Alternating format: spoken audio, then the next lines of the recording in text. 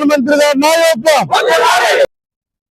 విశాఖ జిల్లా భీమిలి నియోజకవర్గంలోని కొమ్మాది వైఎస్ఆర్ కాలనీలో శ్రీ పార్వతీ పరమేశ్వర ఆలయంలో శ్రీ వారాహి అమ్మవారి విశేష పూజా కార్యక్రమాలు వైభవంగా నిర్వహించారు. విఘ్నేశ్వర పూజ, పుణ్యవచనం, పంచామృత అభిషేకం, సామూహిక సహస్ర కుంకుమార్చన, వారాహి హోమం తదితర క్రతువులను వేద పండితులు శాస్త్రోక్తంగా నిర్వహించారు. అధిక సంఖ్యలో భక్తులు పాల్గొని అమ్మవారి తీర్థ ప్రసాదాలు స్వీకరించి ఆశీర్వాదాలు పొందారు.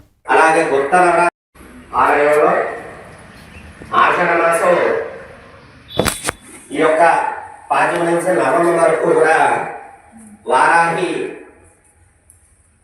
అమ్మవారి నవరాత్రి ఉత్సవాలు చేస్తుంటారు.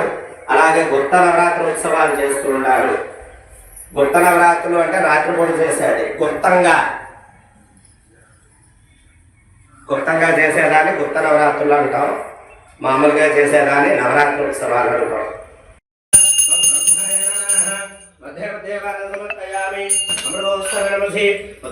రక్షయామి ముఖవాసనార్థం తాంబూలం. మహాగణాధిపతయే నమః. ఓం ప్రణో దేవీ సరస్వతి వాదేవిర్వాదనే వదే ధీనా